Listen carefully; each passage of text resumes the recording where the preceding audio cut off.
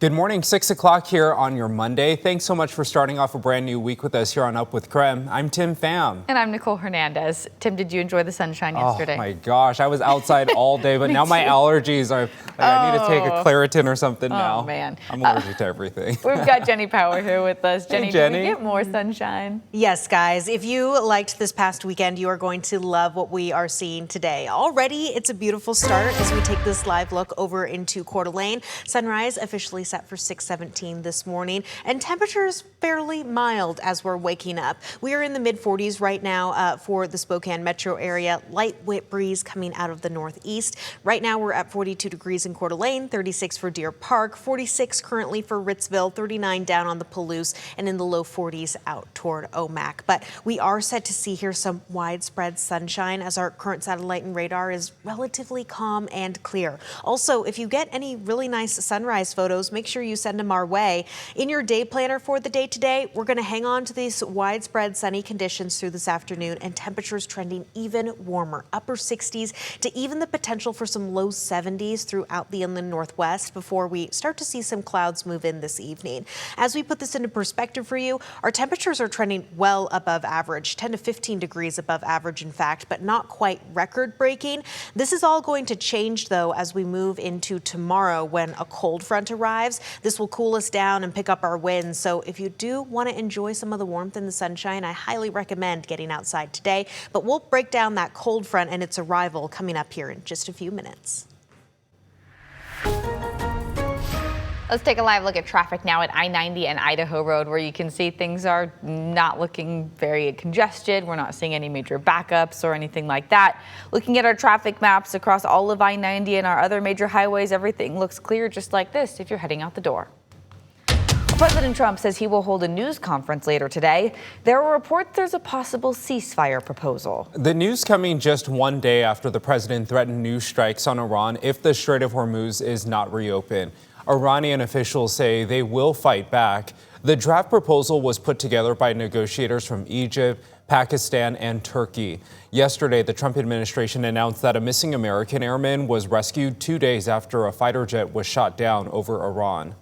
You know, they put out a broad appeal to their people to turn him in, reward, asking for all kinds of leads. That does not appear to have been successful.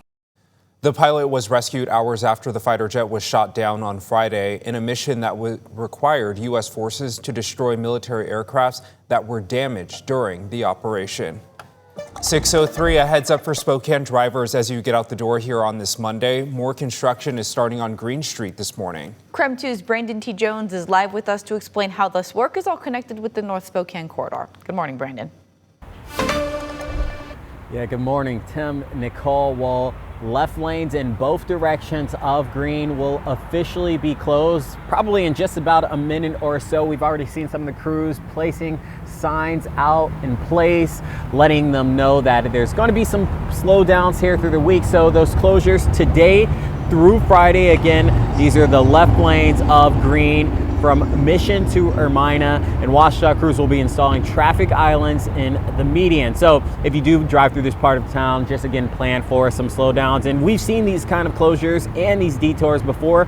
Ermina, all connected with the construction on the North Spokane corridor and the river crossing project. But as work continues on this section of the corridor, WashDOT is also making progress on another project. You might have seen crews if you drive along East Sprague Avenue. It's the next key portion because right now, 7 miles of the North Spokane corridor are complete. So that means only 3.5 miles are left on the entirety of the project. And WashDOT tells us work on the river crossing project is expected to wrap up in the coming months.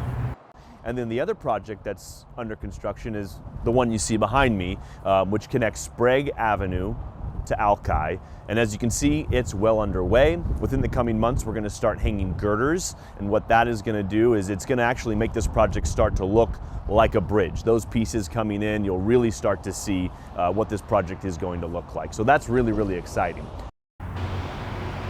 That leaves two projects that WashDOT still has to break ground on, the section that'll connect Alki to Mission, and the last piece of this entire project will be the I-90 connection project that's expected to start sometime in 2028. So WashDOT tells us they are still on track with the full completion of the North Spokane corridor. by 2030 or at least the early 2030s. So just a few years away now. But what you need to know for today is that, again, Green Street will have left lane closures in both directions from Mission to Ermina, and plan for some slowdowns here throughout the end of the week. For now, though, reporting live here in Spokane, Brandon T. Jones, KREM 2 News. Right now, Washington Attorney General Nick Brown is joining more than 20 other attorneys general in a lawsuit against President Donald Trump's executive order on mail-in voting systems. The order is asking DHS and the Social Security Administration to make a list of eligible voters in each state. It also stops the U.S. Postal Service from sending absentee ballots to people not on each state's approved list. Regardless, next week, Spokane County will mail out ballots for April's special election. Local election officials say this executive order will not affect that vote because the special election will be local issues, not federal races. On its face, this particular executive order seems to violate the Constitution and several federal laws. So the likelihood of it actually going into any kind of effect is pretty low.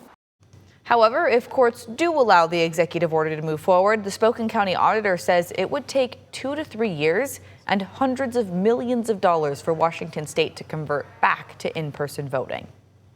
New details now. Lorie Valow Debel, the woman convicted of killing her 2 children in Idaho, is now trying to appeal her conviction. She's taking her case to the Idaho Supreme Court.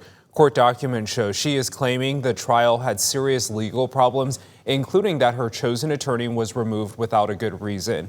She also says some key hearings happened while she was ruled mentally unfit without being in the room. The appeal argues all of this violated her rights and could have changed how the trial ended. The defense is asking the court to either throw out the conviction or give her a brand new trial. Quick heads up here, the Spokane City Council will not have a meeting tonight since the council is on spring break. They will be back next Monday, April 13th. Then, starting this summer, they will start doing meetings on Wednesdays instead of on Mondays. They say this will help with accessibility and will also help them avoid all of the holidays that fall on Mondays. The Wednesday meetings will start on July 15th. New video gives us a closer look at the Kootenai County Sheriff's Office windows that were smashed by a man who reportedly made threats against police. Cordelane police arrested 33-year-old Ryan McClintock, who is from Post Falls, for smashing these windows you see here. He posted videos online calling for others to, quote, go and take the Cordelane and Post Falls police departments. He is booked on felony charges for malicious injury to property and terroristic threats. 4 Eastern Washington sheriffs filed a complaint against a new state law. The law establishes stricter eligibility rules for sheriffs, police chiefs, and town marshals. The Spokane, Pend Oreille, Stevens, and Ferry County sheriffs argue the new law strips power from communities by allowing the state to remove elected officials if they violate new regulations. The Spokane County Sheriff's Office released a statement that says in part, quote, an egregious consequence of this statute is that it undermines our democratic process by allowing an unelected board appointed by the governor to decertify and remove an elected sheriff, thereby overriding the will of the voters, end quote. The Spokane County Sheriff's Office says limiting people's voices in elections goes against state and federal law.